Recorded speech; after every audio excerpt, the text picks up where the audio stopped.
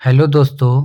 आज हम लोग केमिस्ट्री क्लास 12 का जो क्वेश्चंस बैंक है यानी प्रीवियस ईयर जो क्वेश्चंस है वह आप लोगों को 2009 से लेकर के 2011 तक इस वीडियो में बताने वाले हैं।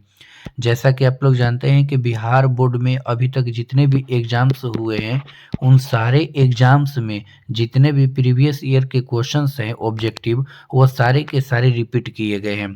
हम आप लोगों को ये बहुत ही बेहतरीन तरीके से एक ऑप्शंस को नहीं बल्कि चारों ऑप्शंस को समझाते हुए और अलग से एक्स्ट्रा क्वेश्चंस बताते हुए ये सारे प्रकार के जितने भी ऑब्जेक्टिव क्वेश्चंस दिए गए हैं हम आप लोग को क्वेश्चंस बैंक के जो 2009 से अभी तक 2011 तक क्वेश्चंस पूछे गए हैं इस वीडियो में हम आप लोग को बारी बारी से बताएंगे। तो अभी तक जितने भी प्रकार के जो स्टूडेंट्स हैं जो एग्ज़ाम 2026 में देने वाले हैं उनके लिए ये ऑब्जेक्टिव का वीडियो बहुत ही इम्पोर्टेंट होने वाला है। तो आप लोग इस वीडियो में बने रहिए। हम आप लोग को पूरा का पूरा ये सारे ऑब्जेक्टिव क्वेश्चंस को अच्छे से एक्सप्लेन करने के साथ साथ और एक्स्ट्रा क्वेश्चंस इसी से रिलेटेड बताने के साथ साथ आप लोग को हम समझा रहे हैं। ठीक है, तो चलिए क्वेश्चन नंबर हम लोग 1 पर आते हैं। क्वेश्चन नंबर 1 कह रहा है निम्नलिखित में किसके लिए हिमांक का अवनमन अधिकतम होगा। ठीक है, देखिए हिमांक का अवनमन एक अणुसंख्य गुणधर्म है और ऑब्जेक्टिव में आप लोग को पूछ देगा कि अणुसंख्य गुणधर्म कितने होते हैं तो आप लोग बताइएगा 4। ठीक है, देखिए पहला होता है वाष्प दाब का अपेक्षिक अवनमन, दूसरा होता है क्वथनांक का उन्नयन, तीसरा होता है हिमांक का अवनमन जो अभी पूछा गया है और चौथा होता है परासरण दाब। ठीक है, तो आप लोग का एक ऑब्जेक्टिव क्वेश्चन बनता है कि अणुसंख्य गुणधर्म कितने प्रकार के होते हैं तो कितने हो जाएंगे 4। ठीक है, इसको आप एक्स्ट्रा में समझिएगा। ठीक है, तो क्वेश्चन हमारा है कि हिमांक का अवनमन अधिकतम होगा। तो देखिए हिमांक का अवनमन जो होता है एक अणुसंख्य गुणधर्म होता है और अणुसंख्य गुणधर्म नंबर ऑफ पार्टिकल पर डिपेंड करता है। नंबर ऑफ क्या पर डिपेंड करता है?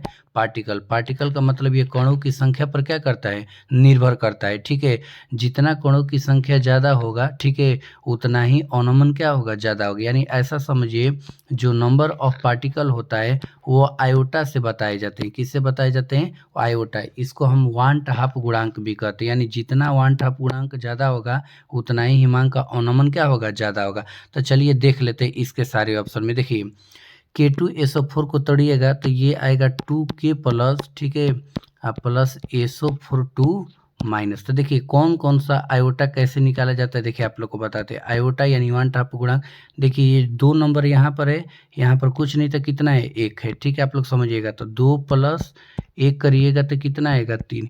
यानी इसमें आ जाएगा 3। कितना आ जाएगा? 3।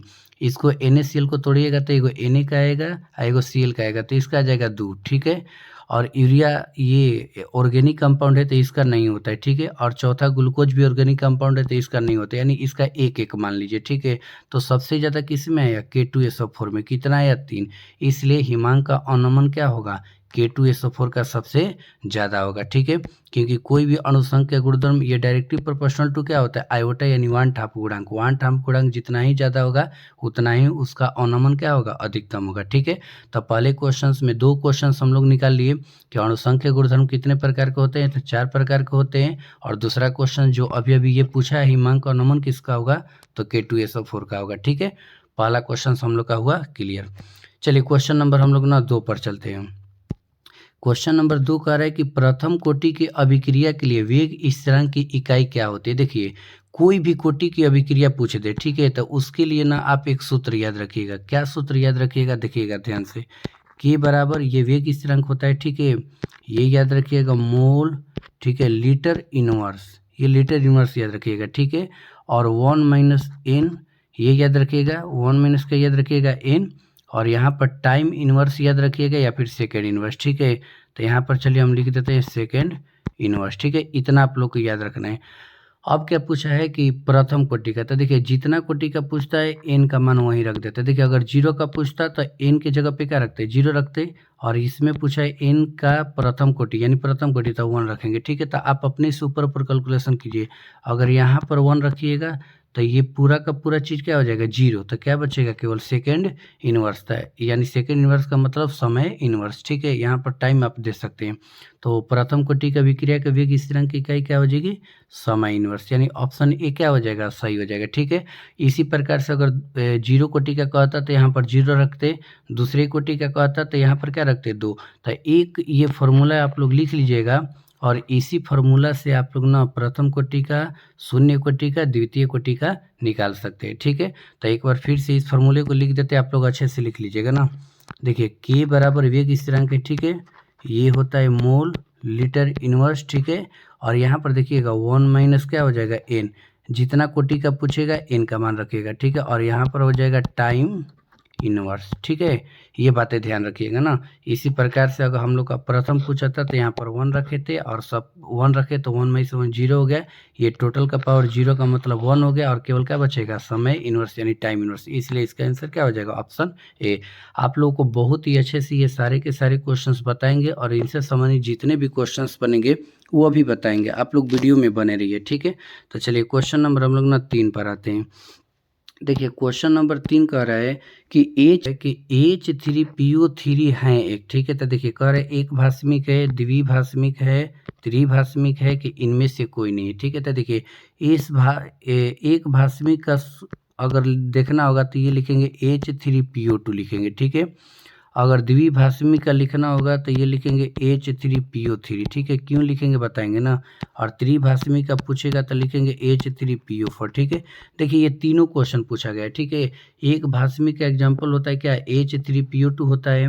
द्विभाषमी का एग्जाम्पल होता है H3PO3 होता है, और त्रिभाषमी का होता है H3PO4 होता है। ठीक है, आप लोग इस क्वेश्चन को ही याद कर लीजिएगा। तो हमसे पूछा है कि H3PO3 है एक, तो क्या है, तो ये द्विभाषमिक हो जाएगा। ठीक है, आगे पढ़िएगा इसी में, तो ये पूछा है कि ये H3PO4 क्या है, तो आप ध्यान रखिएगा कि उसको क्या बोलिएगा, त्रिभाषमिक अम्ल।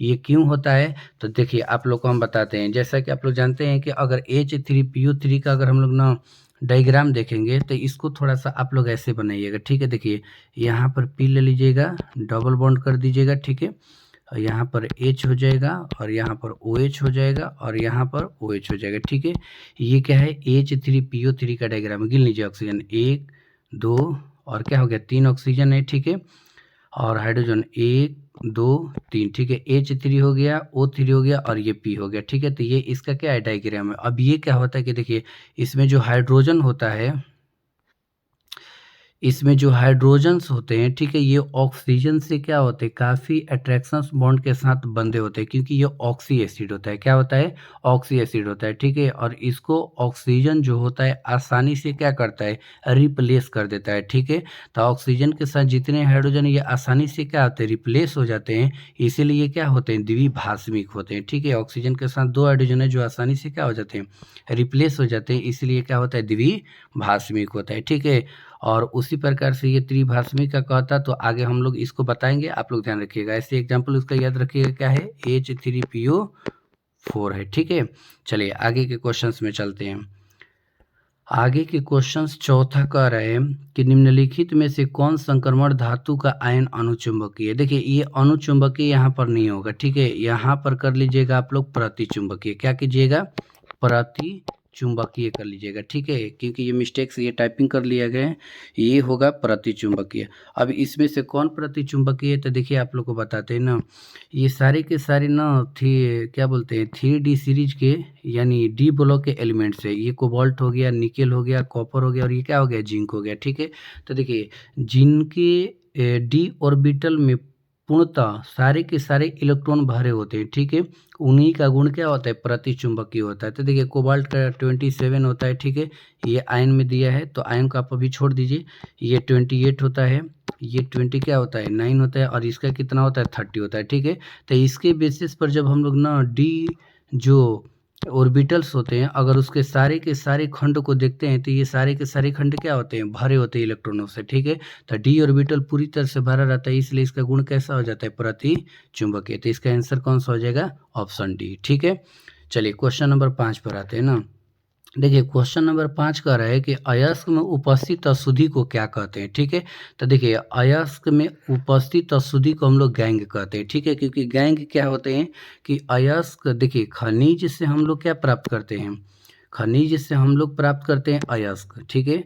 और खनिज जो है एक बहुत ही मान के चलिए ना, जिसमें काफ़ी सारे ना कण क्या होते हैं, मिले होते हैं, काफ़ी सारे खनिज में कण क्या होते हैं, मिले होते हैं, जिनको ना काफ़ी अच्छी तरह से शुद्ध करते हैं। तो उसमें से जो धातु बनता है उसको हम लोग क्या कहते हैं, अयस्क कहते हैं। लेकिन उस अयस्क में भी कुछ कण क्या होते हैं, विद्यमान हो जाते हैं अशुद्धि के रूप में, उसी को हम लोग क्या कहते हैं, गैंग कहते हैं, ठीक है। तो ये परिभाषा भी पूछता है कि अयस्क में उपस्थित अशुद्धि को ही क्या कहते हैं, गैंग कहते हैं। तो आप लोग परिभाषा भी लिख दीजिएगा, ठीक है। तो ऑप्शन बी हो जाएगा। चलिए ऑप्शन क्वेश्चन नंबर हम लोग चलते हैं 6 पर, ठीक है।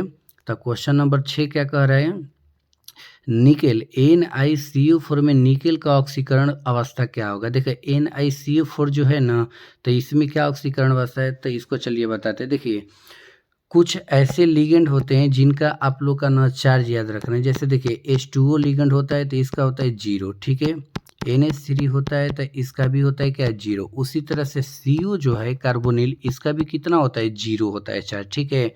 अब इसी के बेसिस पर हम लोग निकाल लेंगे, ठीक है। तो चलिए इसको हम लोग देख लेते हैं। जिसका निकालना होता है उसको क्या मान लेते हैं, x। तो यहाँ पर कर दीजिए x, ठीक है। अब देखिए ये कितना है, 4 है, 4 गुणे कितना कर लीजिएगा, 0। अब देखिए इस पर कोई चार्ज नहीं है, जैसे मान लीजिए SO4 पर कितना होता है, 2 माइनस चार्ज होता है, ठीक है। तो इक्वल टू में कितना रखता है, अगर इसका पूछता तो 2 रखते, ठीक है, -2 रखते, ठीक है। लेकिन इस पर कोई चार्ज नहीं है तो इक्वल टू में कितना रखा जाता है, 0 रखा जाता है, ठीक है। तो फिर से समझ लीजिए, जिसका निकालना है उसको x मान लीजिए, ये 4 है तो 4 हो गया, और CO पर चार्ज कितना होता है, 0। इक्वल टू में कितना रखेंगे, कोई चार्ज नहीं है, टोटल कंपाउंड पर तो 0। तो अब इसका देखिए x बराबर कितना आ जाएगा, टोटल सॉल्व कीजिएगा तो 0, ठीक है। तो इसका ऑक्सीडेशन जो स्टेट होगा यानी अवस्था होगा वो कितना हो जाएगा, 0 हो जाएगा, ठीक है। तो इस प्रकार से छठवा क्वेश्चन का हम लोग का जो आंसर होगा वो कितना हो जाएगा, 0 हो जाएगा, ठीक है। चलिए क्वेश्चन नंबर हम लोग ना 7 पर चलते हैं, ठीक है। देखिए क्वेश्चन नंबर 7 कह रहा है कि निम्न में कौन सी दवा बुखार को कम करता है, ठीक है। बुखार को कम करने वाला दवा कौन सा होता है, देखिए ये एनाल्जेसिक दिया है, एंटीबायोटिक दिया है, एंटीपायरेटिक दिया है, ट्रैंक्विलाइजर दिया है, ठीक है।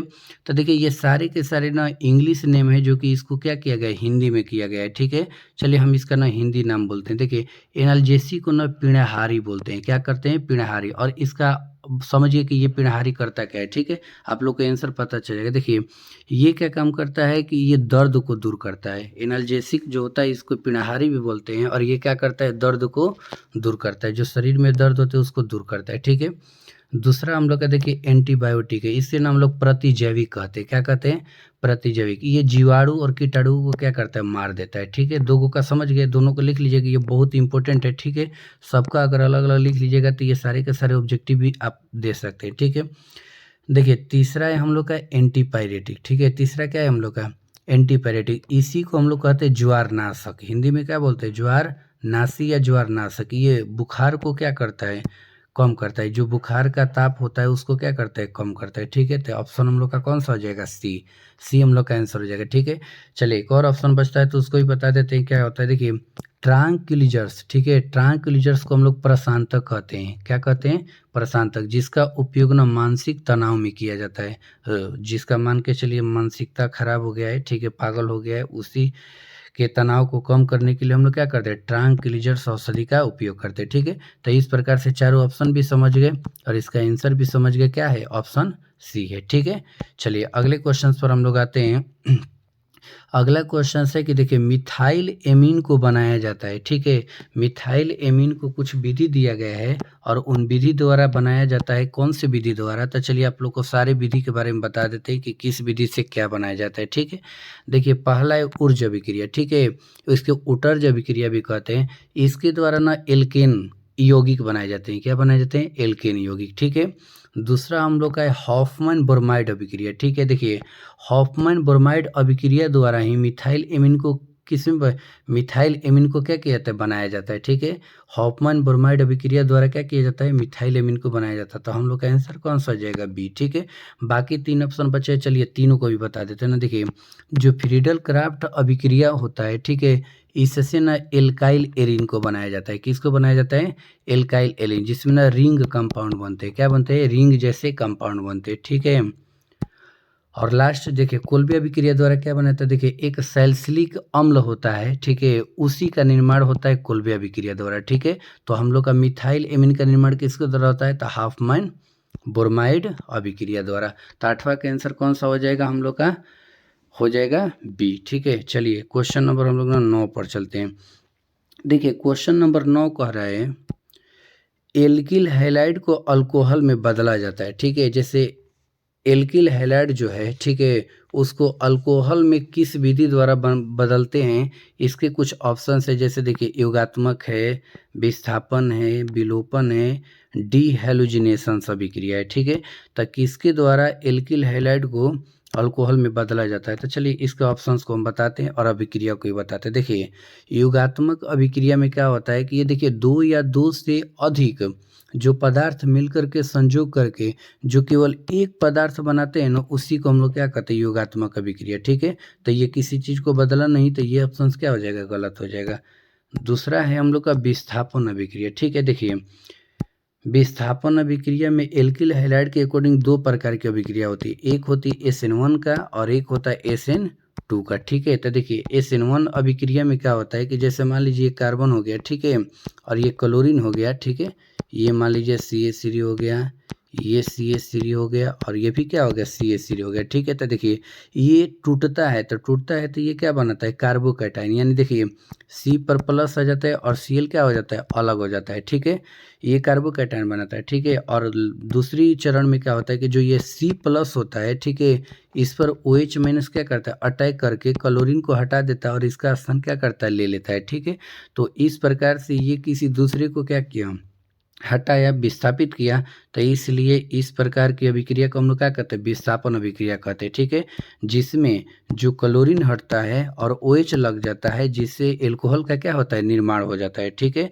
तो इस प्रकार से जो हम लोग का इसका आंसर होगा वो कौन सा हो जाएगा? विस्थापन अभिक्रिया द्वारा, ठीक है। विस्थापन अभिक्रिया द्वारा में क्या होता है कि जो OH होता है क्लोरीन को हटा करके ये अपना स्थान पक्का कर लेता है, जिससे ये एल्कोहल में बदल जाता है, ठीक है। तो इस प्रकार से इसका आंसर कौन सा हो जाएगा? विस्थापन अभिक्रिया द्वारा, ठीक है। तो अब इसको याद रखिएगा। और सी में दिया है देखिए विलोपन अभिक्रिया, क्या दिया है? विलोपन, ठीक है। तो इस अभिक्रिया को भी आप लोग ना समझ सकते हैं कि विलोपन में भी क्या होता है, जैसे अल्फा बीटा गामा का जो होता है, आप लोग को इसको हम डिटेल में कभी बता देंगे, ठीक है। तो उसके हिसाब से ये विलोपन होता है, ठीक है।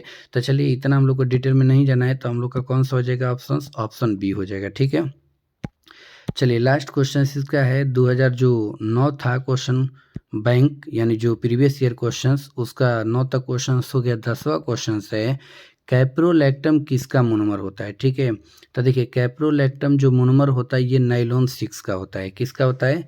नाइलॉन 6 का होता है, ठीक है। अब कैप्रोलैक्टम आप लोग जानते हैं कि देखिए इसका जो एडिपिक अम्ल होता है, ठीक है, ये उससे क्या होता है? बना होता है, ठीक है। जो कैप्रोलैक्टम होता है एडिपिक अम्ल से बनता है, ठीक है। और उसका जो मोनोमर होता है वो क्या होता है? नाइलॉन 6 होता है। यानी कैप्रोलैक्टम किसका मोनोमर होता है? तो नाइलॉन 6 का होता है, ठीक है। अच्छा देखिए मोनोमर से संबंधित ना हम आप लोग को 2-3 गो और क्वेश्चंस बता देते हैं ताकि आप लोग ध्यान रखिएगा। देखिए एक क्वेश्चन पूछता है बोर्ड में प्राकृतिक रबर का मोनोमर क्या होता है? तो देखिए प्राकृतिक रबर का मोनोमर ना आइसोप्रीन होता है, इसको आप लोग लिख लीजिए, ठीक है। प्राकृतिक रबर का मोनोमर क्या होता है? आइसोप्रीन होता है। एक और मोनोमर पूछता है नियोप्रीन रबर, ठीक है, नियोप्रीन रबर का मोनोमर होता है क्लोरोप्रीन। क्या होता है? क्लोरोप्रीन होता है, ठीक है। इसको भी आप लोग लिख लीजिए, ठीक है। एक और आप लोग को बता देते हैं कि देखिए पॉलीथीन का मोनोमर क्या होता है? पॉलीथीन का मोनोमर क्या होता है? तो इसका होता है एथीन। क्या होता है? एथीन। ये भी लिख लीजिए, आप लोग के लिए काम आ जाएगा। तो इस प्रकार से हम लोग का 10 क्वेश्चंस का आंसर शुद्ध रूप में सही तरीके से हम आप लोग को दे दिए। इन सारे क्वेश्चनों को अच्छे से याद कर लीजिएगा, ठीक है। अब उसके बाद हम आप लोग को ना जो 2010 क्वेश्चंस बैंक है, ठीक है, ये वीडियो लंबा हो गया है इसलिए हम आप लोग को नहीं बता पा रहे हैं। तो हम अगले दिन आप लोग को 2010 और 2011 क्वेश्चन बैंक के जितने भी क्वेश्चंस होंगे वो सारे के सारे क्वेश्चंस को हम क्या करेंगे? आप लोग को बता देंगे, ठीक है।